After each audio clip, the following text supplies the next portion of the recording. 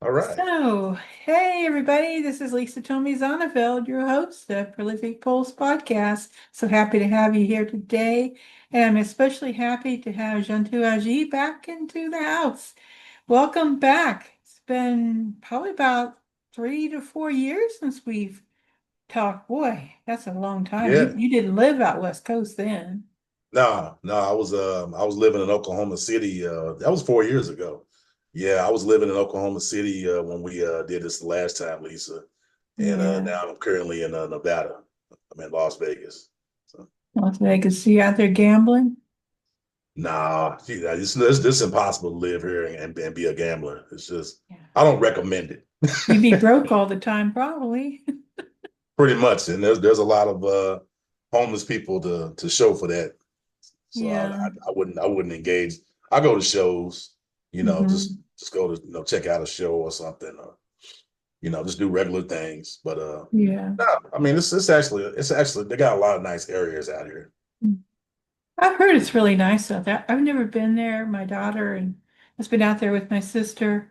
Neither one of them are into the casino thing either, and they mostly just like the lay of the land there. I just think it's kind of nice. And so yeah, I lived in a town that had a couple of casinos in Iowa. And yeah, you do see an increase in homelessness, and it's a pretty Yes. sad situation. So yeah, it would be difficult, people. So good for you. So, and you are spending more and more time with writing and producing your books and getting them out. So what's your news? What's your book news? Well, currently I just completed my third poetry book, Ebonology Book 3, Mhm. about a month ago, and as you know, I had a quite a bit of an obstacle trying to get the formatting corrected on that. Yeah, it can be a Uh, challenge. yeah, Amazon was giving me the blues, as far as trying to get that published, and so that's the complete trilogy, Ebonology Book 2, and now Book 3, available only on Amazon. I decided to keep it exclusively on Amazon Kindle. For those who have Kindle, they can pick up the book for free, or if you so choose to make a donation or purchase the book, that'd be nice too. And I like to encourage people to leave reviews of the Yes. books, whether you like them or not. I mean, if it's a bad review, that's fine. Good reviews are better, Mhm. but reviews really do help artists. They I really do. And Yes, people don't take enough time to do reviews. yeah. Even Um, if it's just put some stars out there or something. What I mean, mm, anything. It really does help. People do see those things. Um, so yeah, as far as new books, that is my most current book, Ebonology Book 3, and it's a poetry book, nonfiction. And I believe the first time when we spoke the last time, I had just completed Ebonology Book 1. mhm. And so, yeah, since I've been here in Nevada, I've written 3 books, and so that's done. And then also, Two Peas in a Pod was actually a book that I had written and published 2 years ago. It's currently on ebook format, but it got picked up by Pegasus Publishing in the UK. And so I got Congratulations. thank you. Yeah, so that's going to be a wider release. It's going to be available in a hardcover, paperback, ebook, Audible. Um, that's my first time going through a actual publisher, so that was an experience in itself. Um, Is yeah, Audible going to be with your voice? nah, oh, I doubt it. I kind Well, of that doubt it. would be nice, actually. You have a nice voice. Yeah, I don't know. I don't know. Writing a book is one thing. I don't know if I want to just read it, all the way, through. I just don't have the tenacity for that to do that. But it's probably going to be an AI, artificial intelligence voice. You know, Yeah, I yeah, have that app for availability for some of the books that I have out there where I can put a voice to it. I only have one author that's doing that right now. Um, Most people want to have a human voice, and but you have to have human voice budget too. So, That's true. yeah, I looked into the pricing on a human narrating a book. It's pretty expensive. So, it's for most people's budgets anyway. Yeah. Did you design the cover for Two Peas in a Pod? Um, I can, sure. No, Yeah. did you? No, did you Oh, design the did I? cover? No, no, ma'am. No, it's right now it's just available only through ebook. But that's I'm looking for a holiday release through Mhm. Pegasus. If all goes well, I'm keeping my fingers crossed, praying about it. Um, I think well, just a little bit about the book, Two Peas in a Pod. It takes place 1975, 50 years ago, in Oklahoma, a little small town. I'm from Oklahoma originally, um, and takes place. It's about two adolescent boys, different sides of the tracks, one white, one black, and the friendship that evolves around them. And there's a hostility racial climate going on. This is after the civil rights. So there's a lot of different things going on. The dynamics of that um, takes place in a little small town, and then there's also a supernatural mystery element to it as well. So it's a coming of age tale, mystery, suspense, thriller type of genre. It's got different genres mixed in it, and the little on a personal note, I took on the like so in the what's it called? The forward, when I'm writing the forward page, the paragraph, there was an incident that actually took place with me back in 1977 where I nearly got killed by a train. Yes. Oh, And yeah, I was just a dumb kid, 8 years old. I was running around trying to chase the trains. I had a thing of doing that. And my pants leg got caught on one of the tracks. And I couldn't get my leg out. I was stuck and the train was hurtling, coming. And it's a white kid named Danny. He was riding his Schwinn bike. He saw me and he raced over there and took out his pocket knife and cut my jeans, loose and freed me. And we just barely missed the train, yeah. And yeah, Danny was a little older than me. I think Danny was like 12, and I was 8. And redhead kid, freckles and all that, and uh, so he was my best friend for that summer, And then his dad found out that he was playing with a black kid and nearly beat him half to death. Yeah, and so he came out and he was really into baseball, and so he gave me his baseball cards, and said goodbye to me. He said he couldn't play with me no more. Now his mom was cool. She would make lemonade and cookies for us and stuff like that, but his dad wasn't having it. And so I just kind of took the inspiration from that. That was like my first real experience with racism too, back in 1977, summer.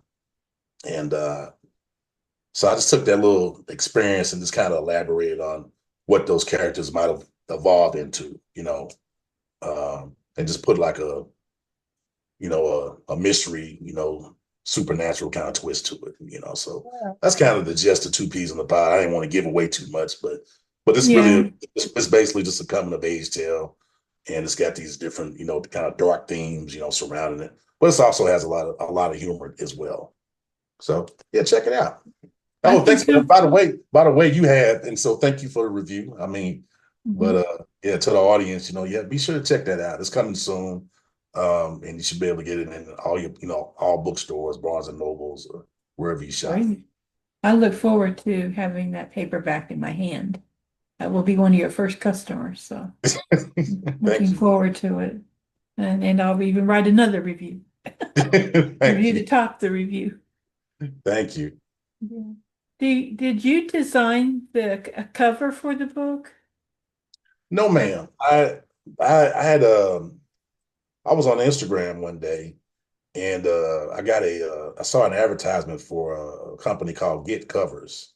And Mhm. I think they're overseas too. I think they may be in the UK as well. And and I just thought I'd check it out. I clicked on the website, and the prices are very affordable. And Mhm. they and I just reached. I said, "Well, this is what I'm looking for," because I had a kind of a generic cover. The first cover was kind of generic, just some clip art that I had found, and I had went on Canva and just kind of did the wording and the fonts and all that. I kind of did it myself, and but I wasn't really happy with it. But it describes really it describes a scene at the end of the book, with the two boys. They're in a boat, and the black boys pointing at something, and they see the stranger or whatever in a canoe. And so that's where the book ends, and that's kind of the cover that I chose for the book. But so I just described to get covers what I was looking for, and that's what they came up with, and Well, I it's was like, very nice. It's very yeah, attractive. I like it. yeah, I was I It was I was like, tells a wow, story. The cover tells a story. yeah, yeah. I was just trying to, find something that will attract, the reader to like want to open it up and check Exactly. out the story. Yeah. Yeah, the cover is, the first thing people see. And so if I were in stores looking around and saw that on the shelf, it would draw my interest. Hmm. Absolutely. Mhm. Yeah. Did you also have someone design Ebonology's cover, or was that your own? Now that one I did. I actually did Mhm. that one through Canva. I just kind of, Lisa, I just randomly found a theme, for those poetry books, with the whole hoodie, with the no face.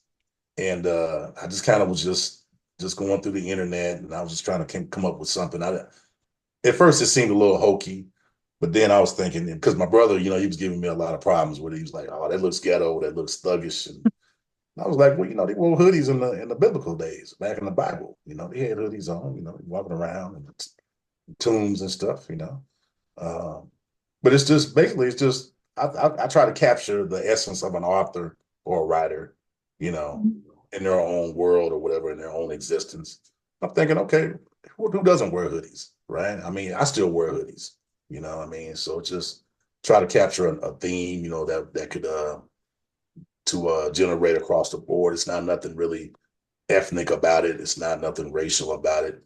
Uh, those poetry books, I mean, yeah, it's coming from my perspective. It's coming from an African American Black man perspective, but these are themes that I think can generate across all lines. Everybody knows, everybody experiences love and hate, joy and pain, life and death. These are general themes that we all experience, regardless of where you come from. And that's kind of where I went. I had a really. It took me a year to write that last book, Lisa. That last poetry book. I had to really sit back and I actually ponder on some things. The first book, those were poems that I had already written from years ago, and I just put them all together.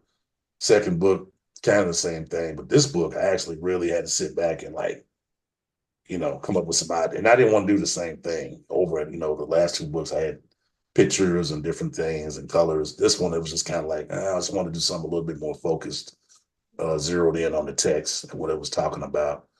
Um, it's a little bit topical. Some of the poems, and I got like a few small little short stories mixed in with the poems. Um, but I just wanted to do some touch on something topical. But I wanted people to walk away feeling like they've actually took something with them. They actually learned something, or they had an experienced something with those books, with those poetry books. Did you find I know you said that the first one was from poems that you had been working on for years, and this one was a lot different. So I guess I might answering my own question. You've seen a lot of difference or changes between the first book and the third book. Yes, ma'am. Yes, ma'am. The first book, I was going through a period where I was experiencing a lot of death. People in my family were just dropping off, dying left and right. And poems was like a release for me, just to kind of escape or whatever. I put my music on and just start writing. I have a little bit of a background in music, as far as rapping and all that. So I just kind of condensed that, to just poetry. And so I had some of those poems were, like I said, they were kind of old, they were from years, when I was going through that. And then, but this book, it took me about a year, from last year up until about a couple of months ago, um, to really sit down and actually focus on what was going on, right now, and so it was a little bit of a stretch.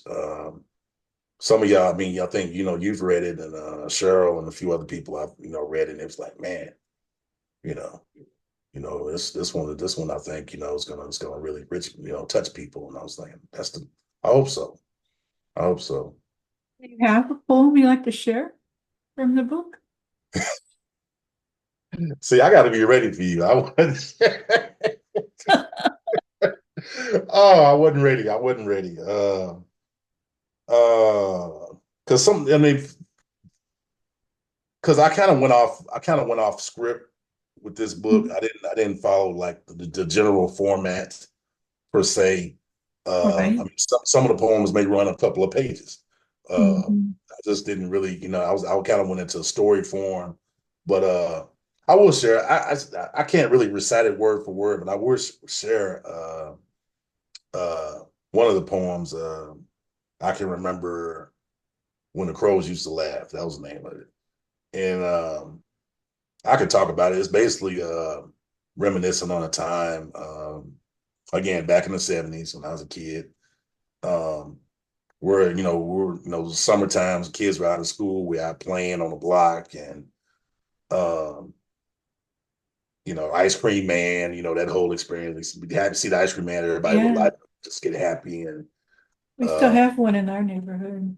yeah, I kind of see him, here and there, sporadically, and it just kind of reminisces on that, playing with friends, and it just seemed like much more simpler time. And one of my neighbors is playing James Brown in the background very loud, and we all started dancing out in the street. And then later, in the second half of the poem, my brother takes me to see a scary movie, and I remember being shook up, being scared. I was scared to go to sleep, and my grandfather was still alive, and he was staying with us, and he was up smoking his pipe, tobacco, and I could still smell that fragrance, that aroma, from his tobacco, and I went in there and I grabbed his leg, and he just told me, hey, you ain't got to be scared of nothing, I'm here, and God is gonna watch you too, something like that. He's kind of held me, then took me to bed and tucked me in and said a prayer, and that was kind of the end of the poem, but in so many words to sum it up. Um, but yeah, it's just, it talks a lot about, I kind of got a little bit more personal with this book as far as family stuff. Um, I kind of made reference to, there's a poem called What Stays in the Family. I kind of made reference to certain isolated incidents that may have, occurred in my family. And then in between the poems, there's little short stories. There's one that talks about modern dating. You know, I was just kind of having fun with that. I mean, I want people to smile. I don't want people to get depressed and sad. I want to entertain as well as try to maybe enlighten or educate. But it talks about, and so that story, I tried to.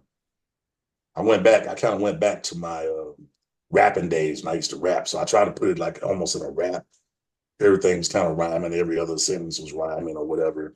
But I was also telling the story. I had dialogue, and so you had the men and the women dialoguing with each other, and that was called that poem is called "Everything is Everything Except Everything." That's the name of that poem. Story. I'm sorry. And then the other story, I talk about the dynamics between juniors and seniors. I'm a junior, and my dad was a senior, and that's that whole thing about kids wanting to borrow money or get asked for money to go somewhere, and my dad just pulled out a stack of bills like this, wrapped up in a rubber band, and just laid it on the table like a deck of cards, and come here, son, and explained to me. He said, do you see this bill? Blah, blah, blah. And he said, what do all these bills have in common? And I took my glasses off and looked, and I said, They all got your name on them, Dad. He's like, that's right. My name was on all these bills, you know. So how you gonna ask? So you would rather give up these liberties that you have here to eat and have electricity and this, that, and to go out and play, hang out with your friends at the mall? Is that what you're saying? I was like, sorry. I didn't even think about it like that. And so when he left, I wait for mom to come home. I just go ask mom for money, you know. Mom just give it up, you know. Want me to drop you off? You and your friends? No, yeah, you know. So it was just that whole dynamic. I just kind of I get a little bit personal, you know, with the Etymology Book 3. And hopefully people can smile, have a good laugh. I like books that take it to the personal level, that you really get to know the writer. Yeah, 'Cause I'm the type of person that likes to, really get under the skin and get to know people, about what they're all about. So yeah, yeah, it's the kind of book that will do that for you, as well as Two Peas in the Pod, because you brought in some things that you've experienced and turned it into a work of fiction that's believable because you've lived that life. yeah. You know, I had when I was younger, I was a lot more militant, I guess. I was all about, power to the people and we got to fight the power and and part of me, I guess, is still kind of like that. But it took me having to travel and being around different people, talking to different people, and Lisa, what I discovered is we're not a whole lot different, except for the shade on our skin. We have more in common than we realize, and so my views began to change, as I got older, and I began to understand, especially like living in a town like Vegas, you got everybody here from all over the world. And I began to realize that. And then so that's how I started approaching my writing, Yeah, I do talk about certain topics, that may be a little uncomfortable. Two Peas in a Pod also deals with child abuse. Um, but these things do happen, things do occur. But I think the overall message I'm trying to convey is man, when you look in the mirror, you have to realize that I'm not much different than the man over here or the man over there. We all experience and share pain, and we also share happiness as well. Well, child abuse needs a voice. Race relations need voices. Mhm. And you need a voice that says, we're not all that different.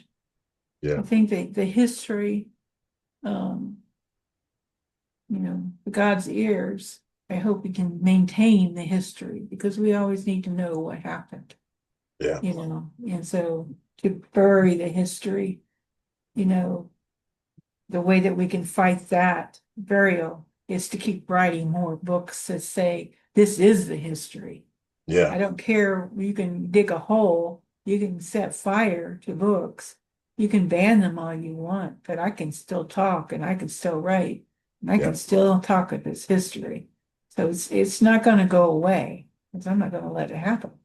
Right, right. That's kind of how the my first series of books, the Hattie Harris books, they're a historical fiction, crime, action, type of thriller type books. And those books are very angry, and militant, violent, and profane. I must admit, I was going through the back. I was reading one of those books the other night, and I was like, wow, this is vulgar.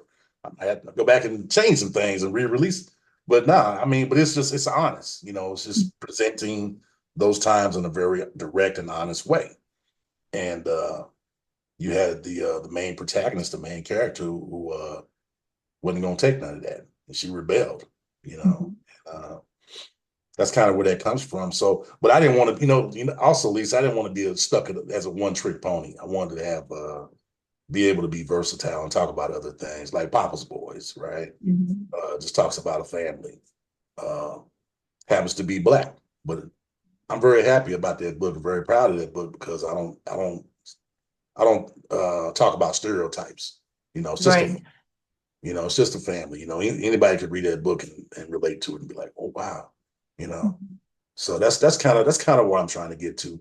Um, I have other things, as you know, in the works. That's I'm slowly trying to put together. But I'm a kind of a one man army over here. You know, I don't have a team or anything, a lot of support. But I also want to say, well, I got you here, Lisa. I really do appreciate you. I appreciate you very much. You know, you opening up your platforms and putting out, especially like Black artists, African American authors and stuff, and giving us a highlight and shine like that. I really do appreciate that. And that means, I mean, you do it consistently. It's not, if you, I mean, you've maintained contact with me over the years, and I'm here for you, sis. Anything you need. Well, always here for you. Always here for you, Juntu. I'm glad we connected again here today. We probably should do it again when your book comes out to have a little celebration. Maybe we should have a book launch party for you. Hey, I'd be glad to host that. yeah, you know what? I may just do that, Lisa, because that's gonna be a big thing. I'm just like really hyped about it. I may not look like it, but like I'm just been doing backflips over here, man. Just anticipation because I know it's a book that's timely, especially right now with everything that's going on that could possibly bring people together. Are you still doing work with hip hop? No, ma'am. I had when I left Seattle, that was pretty much it. I had Mhm. I don't even really honestly, I don't even listen to hip hop like I used to. But it was just something I got caught up into with my friends, and I got relatives there in Seattle who are into hip hop, who actually have records and music out. And there's an underground hip hop scene up there that I got caught up in. But yeah, when I left back in 2010, that was kind of it for me. Yeah. What do you find to do when you're not writing books? What do you like to do for fun? Well, besides going to shows, yeah, I like to shoot a little bit of that pool. Uh, Mhm. I enjoy fishing. A little basketball. I got to get in shape. I'm out of shape. I tried to play basketball the other day, and I was like, I got to get in shape. To get So your that's wind just, back. yeah, I got to drop a few calories, Lisa. I'm kind of, I'm a little stagnant right now, but yeah, I mean, I guess the most enjoyable thing because you got to get outside. You can't just sit in the computer all day, 24 hours a day. Mhm. So I just like going outside, getting a little sunshine, getting a little air. There's an area out here called Lake Mead. It's a national park. It's huge. I'll go out to Lake Mead and just hang out, just look at nature and, go fishing or something, just different things of that nature. As I got older, I just like, I enjoy the simpler things in life. Sounds nice to me. I used to fish a lot, and then I got when my daughter came along, teaching her how to fish. And as you may know, with teaching a young person how to fish, you don't get much fishing done. So I ended up kind of handing over the reins to her, so to speak. And so I would just hang out, when she got the hang of it, I would just kind of hang out and just enjoy just being outdoors and didn't really care if I caught a fish or anything. Most of the time I didn't even, do anything with them anyway. It just was more of the sport of it, I guess. I Yeah, was raised to learn how to fish when I was a kid with a cane pole. And, and we'd have a big fish feast when we'd all come back from Ohio, when we lived in Ohio from the lake out there. But yeah, I haven't held a fishing pole in probably 30 years. oh wow. Yeah, Yeah. The last yeah, time I saw one, my daughter accidentally cast it and went right in the ocean, and that was the end of that. hey, So, it's just yes. it's just good therapy. It really Mhm. is good therapy. Oh, I also enjoy bowling too. I like to bowl. Yeah, yeah, I like to bowl. We have a bowling alley right down the street here. And my Yeah. daughter is in the Special Olympics bowling league in the winter, and Okay. has had a grand time of it. It's so fun to watch these kids out there. She's not a kid anymore, but watch these adults out there bowling, and yeah, they have a big blast of fun. Yeah, Mhm. so Yeah. So, well, you ever get out to North Carolina, we've got plenty of fishing and bowling and everything else out here. Okay, I've never been. Well, I've been to New York once. Mhm. As far as the east, as far as being east, I went there in '87 with my brother and sister, and that's when New York was different, man. It was yeah, it was different then, but it was an experience. I don't know if I could ever live there, but Yeah. yeah, but it was definitely an experience. I thought the cab driver was gonna kill us, coming from the airport. They drive crazy, man. Yeah, they drive pretty crazy there. I did my practicum out there and it would have been okay to live there if it's just me, but I had a family, so I would never work. So, but Yeah, I don't think I'd really like living in a big city. I'm more a smaller town girl, and yet I live in Raleigh, but it seems small town now because everybody just grabs their little piece of the town and lives around there. So I yeah. don't even venture out way far. So anyway. So when is the publication of your book? Do you have a date? For two peas in a pod, I'm gonna have to coordinate that with Pegasus, but I am pushing for a holiday release. Uh, Okay. I mean, right now it is currently available on ebook format Mhm. only, but for the hardcover and paperback and whatnot, I'm pushing for a holiday release. So This hopefully holiday? this holiday, hopefully in December. Hopefully, Wonderful. I'm So we should have a book launch for it in January because yes, everybody be broke in December. yep, We'll have one in January. So just get up with me. We'll set it up. That'd be good. yes, We can have as an online party. Talk, yes, talk to yes. Miss Cheryl. She'll tell you we have good times at our book launches.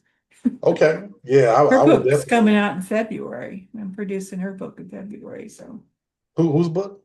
Cheryl, her next Oh, book, okay. yeah. Okay, cool. Yeah, I wanted to hit it right during Black History Month. I want to give her that month. So Nice. it'd be Cheryl month. So Okay. I look Okay. out for my Nice. sister. So, Yeah, well, absolutely. Yeah. Yeah. Shantu, it's been a pleasure talking with you. I wish someday we could meet in person. You just never know. Maybe when I retire, I'll drive out that way. We've Well, talked about doing some travels around the United States when we retire, so you never know. hey, if you do make it to Vegas, Lisa, hit me up. Let me I know. will. I'll link up with you guys and we'll go have dinner or something. Okay, sounds good. All And right. it's been great. Thank you Yeah. so much. Now, thank you, Lisa. God bless you. Thank God you. bless you.